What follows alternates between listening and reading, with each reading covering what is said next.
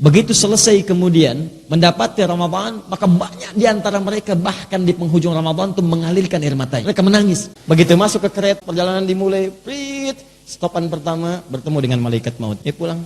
Tertuliskan 27, kamu mesti pulang. Tidak sedikit ada yang wafat di jalanan. Tidak sedikit ada yang mengatakan dia tabrakan. Tidak sedikit ada yang mengatakan dia kecelakaan. Tapi hal yang tidak bisa dibantah, dia pulang menghadap kepada Allah Subhanahu wa Ta'ala.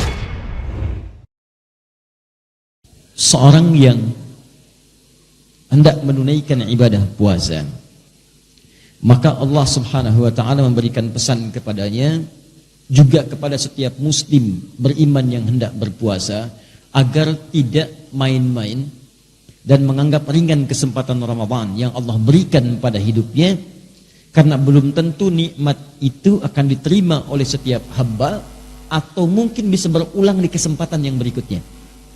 Tidak setiap orang bisa mendapatkan nikmat Ramadan, dan tidak setiap yang telah mendapatinya akan mengulangi di masa yang akan datang. Karena itu para sahabat Nabi SAW, begitu selesai kemudian mendapati Ramadan, maka banyak di antara mereka bahkan di penghujung Ramadan itu mengalirkan air matanya. Mereka menangis, berharap, ya Allah, kalau bisa jangan berhenti ya Allah, besok Ramadan lagi, lusa Ramadan lagi, pekan depan Ramadan lagi, kalau perlu setiap hari Ramadan ya Allah. Saking inginnya semua waktu itu Ramadan, dan kita diberikan kesempatannya, dan mereka tahu belum tentu tahun depan bisa berjumpa. Karena itu semua bermujahadah ketika akan tiba Ramadan. Dan begitu tiba Ramadan, maka kalimat la'allakum itu digunakan dengan sepenuh jiwanya, maksimal ibadahnya. Bahkan Anda nanti bisa melihat dalam paparan berikutnya, nanti saya akan tunjukkan hadis-hadis yang mengilustrasikan bagaimana berseriusnya, sungguh-sungguhnya Rasulullah SAW beramal ketika tiba Ramadan. Kata Ibnu Abbas radhiyallahu taala anhuma, saya belum pernah melihat Rasulullah semulia ini dalam ibadahnya, selembut ini dalam sedekahnya, sebanyak ini dalam pemberiannya, kecuali saat Ramadan. Sampai angin yang berhembus sepoi-sepoi pun itu kalah amalannya oleh Nabi. Ya, bayangkan, kan gak kerasa kan? Angin sepoi-sepoi itu kan kalau meniup kita tuh tenang, nyaman. Saking nyamannya tiba-tiba bikin kita ngantuk, kejeplak gitu kan? Ya, pengaruhnya kuat. Nah itu lembutnya angin yang sepoi-sepoi itu kalah oleh lembutnya Nabi saat beraktivitas di bulan Ramadan. Lembut menghadapi orang-orang yang butuh, cepat beliau semampunya kemudian beliau berikan. Sedekahnya bertambah, ibadahnya bertambah, interaksi dengan Qur'annya dan sebagainya. Dan orang-orang yang bukan Nabi karena melihat Nabinya serius, mereka lebih serius lagi. Di gambarannya ini Nabi aja yang dijamin surga begitu serius, apalagi saya yang bukan Nabi yang belum jelas surganya. Makanya saya kisahkan di pertemuan lalu, Al-Imam Asy-Syafi'i, itu beliau itu kalau sudah tiba Ramadan, baca Qur'annya nambah 2 kali lipat dari sebelumnya. Hari-hari biasa, setiap hari sekali khatam, setiap hari. Ramadan sehari 2 kali khatam. Anda bayangkan. Dan pernah beliau saking dekatnya dengan Al-Quran, menemukan satu dalil, itu ke Quran dulu. Baca Quran, sampai ketemu dalilnya. Itu pernah mencari dalil tentang ijma, menghatamkan Al-Quran dulu sebanyak 300 kali. Di begitu yang ke-300 ketemu, oh ini maksudnya ayat ini menunjukkan kepada ijma. Anda bisa bayangkan bagaimana kesungguhan para ulama kita ketika bersiap mendapati Ramadan, maka meningkat berkali-kali lipat dari sebelumnya. Maka siapa yang kita yang bukan ulama, bukan sahabat, bukan tabi'in, bukan imam, bukan faqih, bukan muhaddits. Maka kata Allah, seakan-akan dihadapkan kita di hadapan Allah untuk menumbuhkan kesungguhan kita dan menunjukkan bahwa Allah serius dengan itu. Kata Allah, kamu di hadapan kita. Bukan orang lain. Ini bukan orang yang disebut, maaf, bukan orang yang di zaman Nabi, bukan orang di masa sahabat, bukan orang di masa tabi'in. Tapi kata Allah, la'allakum, kumnya masih ada di depan kita. Tatakun, kamu, tanpa batas. Kata Allah, kamu mesti serius ya. Karena saya pengen kamu bertakwa. Kamu mesti berubah. Kamu mesti jadi hamba yang taat. Mesti ada perbedaan ketika kamu lahir dengan kamu pulang. Saya ingin tingkatkan takwa kamu. Kalau Anda hafal Quran, demi Allah saya katakan, begitu disebut takwa, itu bisa berlinang air mata Anda. Karena ayat takwa selalu terkait dengan nilai kebaikan. Ketika Allah sebutkan takwa, maka Allah ingin tanamkan kebahagiaan. Nanti kalau Anda sampai ke ayat 189, wattaqullaha la'allakum tuflihun, di ujung ayatnya, kamu tingkatkan takwa supaya bahagia. Jadi ketika Anda dilatih takwa saat Ramadan, la'allakum tattaqun, supaya kamu takwa. Anda tanya, kenapa ya Allah? Kata Allah, saya pengen kamu bahagia. Ayo takwa. Indah. Wa may yattaqillaha yaj'al lahu makhraja wa yarzuqhu min haitsu la yahtasib. Ketika takwa meningkat kepada Allah, kata Allah, maka aku mudahkan hidupmu. Aku berikan solusi, aku limpahkan rezeki kepadamu. Makanya ketika Allah katakan la'allakum tattaqun, ayo serius supaya hidup kamu mudah. Ayo serius supaya rezeki kamu berlimpah. Ketika Anda puncaknya mengatakan takwa, Allah katakan wasari'u ila maghfiratin min rabbikum wa jannatin 'arduha as-samawati wal ardu 'iddat lil muttaqin. Saya telah siapkan saya siapkan lil muttaqin bagi orang takwa. Apa itu? Jannatin 'arduha as-samawati wal ardu.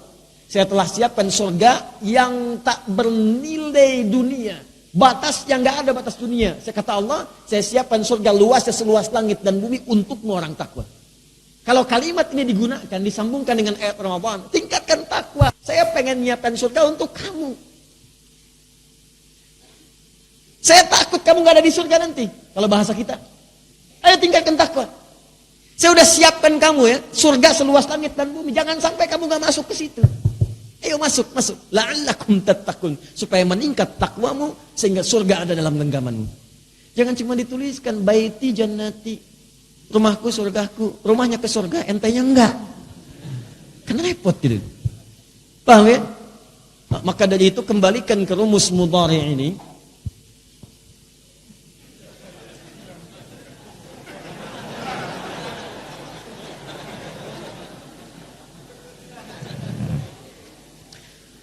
Ya begitulah keimanan kadang-kadang.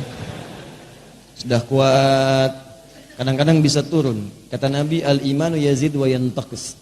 Iman itu naik turun, kuat dan terhapus, kuat dan terhapus. Ya, pelan-pelan. Yazidu bi ta'ah, akan meningkat dengan mengerjakan banyak ketaatan dan amal soleh. Wa yantaqisu bil maksiyah, dan akan menurun itu pelan-pelan hilang bahkan dengan mengerjakan banyak maksiat. Persis seperti tulisan.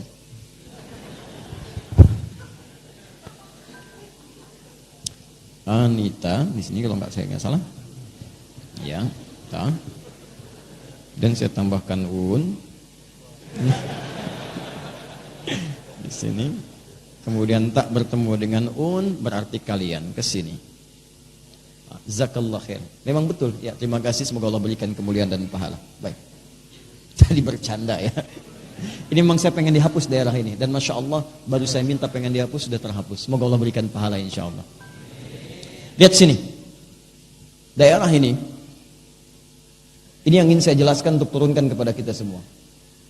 Tattaqun, kalau sudah menggunakan ta plus un, maka berubah maknanya dari sekedar kamu menjadi kalian. Fokus.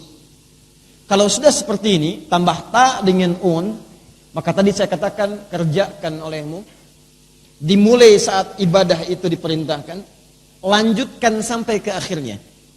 Makanya saya sering katakan mudhari yang saya teruskan di awal, mudhari ini sering diterjemahkan dalam bahasa Inggris dengan 3 kalimat.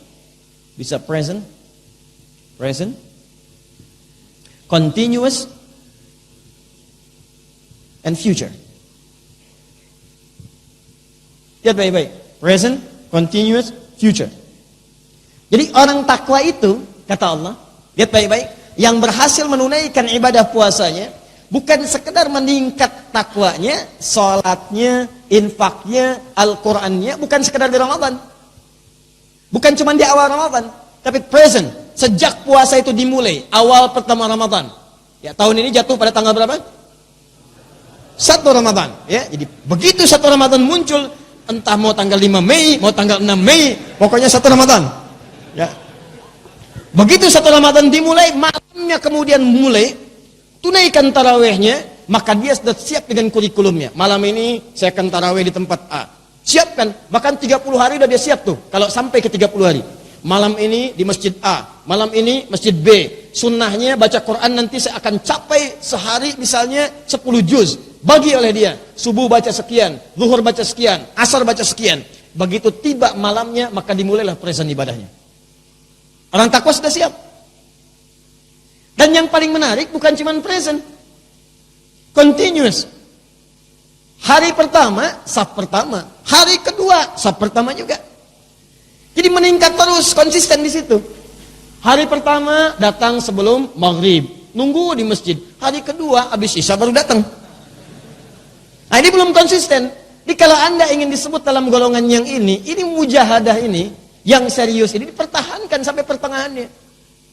Masya Allah, hari pertama, saf depan. Hari kedua, saf depan. Hari ketiga, saf depan. Hari keempat, saf depan. Hari kelima, saf depan. Sampai hari terakhir, saf depan. Emang cuma satu saf di masjid itu misalnya.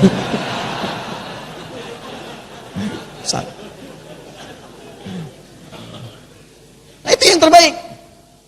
Ini kan yang sering terjadi ini agak berbeda. Tolong, Anda jangan jadi pelakunya. Saya ingatkan, jangan menjadi pelakunya.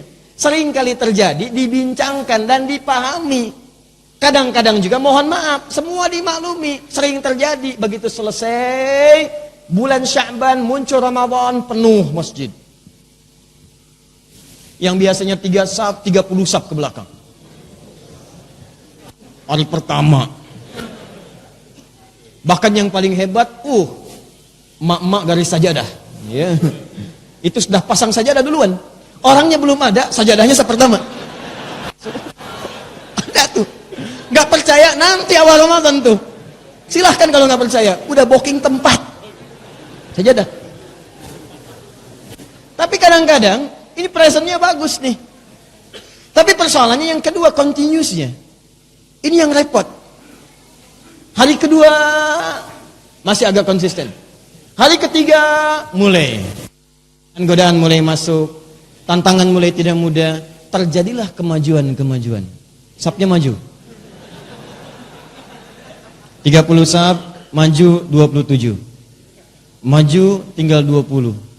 Maju tinggal 7 saf. Dan yang paling berbahaya adalah begitu mau sampai ke ujungnya, ini kan repot. Puasa itu kan disebut sebagai perlombaan mengejar takwa. Orang lomba itu kan mengejar garis finish. Nah, ini sampai garis finish gak mau dikejar. Yang paling aneh, begitu mau nyampe garis finish malah belok balik lagi. Di sini kan akhirat, di sini dunia. Kita mau mudik ke akhirat bawa bekal takwa. Mudik ke dunia bawa bekal materi dunia. Ini udah mau mendekat kepada takwa nih, terus mau mudik ke akhirat, mau mudik, waktunya mau pulang bentar lagi. Wafatnya tanggal 27 Ramadan. Ajalnya tertuliskan 27 Ramadan wafat. Tinggal ke final, tinggal lari menyebut mautnya. Tanggal 19 sudah nyiapkan tiket kereta. Dikalahkan oleh mudik, dia nggak sadar ketika dia akan pulang itu ditetapkanlah tanggal 27 Ramadan dia pulang. Tinggalnya di Bekasi, pulang misalnya ke Tegal, siapkan, beli kereta. Bahkan yang dahsyat, sebelum masuk Ramadan, tiket udah habis. Ini agak aneh nih, saya tuh agak bingung sekali ya. Allah nyebarin tiket surga di bulan Ramadan, yang dibeli tiket dunia. Kan tiket surga itu disebar saat Ramadan. Pahala digandakan, dosa diampuni, setan diikat, pintu surga dibuka, semua dibentangkan, iman ditumbuhkan, dikuatkan dalam jiwa, semua orang kemudian tergerak untuk ibadah. Udah dikasih tiket surga disebar, ini malah masih milih dunia. Berapa banyak tiket surga ditebar laku kemudian disiapkan oleh setiap muslim. Bandingkan dengan tiket dunia, belum masuk sekarang aja, mahal tiket. Dibikin mahal, masih habis juga. Anda bayangkan. Ramadan dikasih murah, gak ada yang ngambil. Ini persoalan dia. Begitu diambil tiketnya tanggal 27 saya akan pulang ke Tegal. Siapkan bekalnya. Ditinggalkan i'tikafnya. Hilang bacaan Al-Qur'annya. Begitu berangkat tanggal 27, wah siap-siap. Tiket siap, masuk periksa, bawa bekal banyak, ada dus kanan, dus kiri, dituliskan di atas dus, sayang aku pulang, gitu kan? Masya Allah. Begitu masuk ke kereta, berhadapan dengan banyak orang di sana, tempat duduk, eksekutif, Masya Allah. Begitu masuk, perjalanan dimulai, stopan pertama, bertemu dengan malaikat maut. Pulang, tertuliskan 27, kamu mesti pulang. Tidak sedikit ada yang wafat di jalanan. Tidak sedikit ada yang mengatakan dia tabrakan. Tidak sedikit ada yang mengatakan dia kecelakaan. Tapi, hal yang tidak bisa dibantah, dia pulang menghadap kepada Allah Subhanahu wa Ta'ala. Setiap kita pasti akan pulang. Karena itu ketika masuk bulan Ramadan, walaupun Anda memiliki misalnya agenda untuk kembali, untuk pulang, ingin Idul Fitri di tempat Anda, di tempat ibu Anda, di tempat kakek Anda, Anda ini tidak dilarang, boleh. Tapi jangan sampai semua itu mengurangi kesungguhan Anda dalam menunaikan ibadah.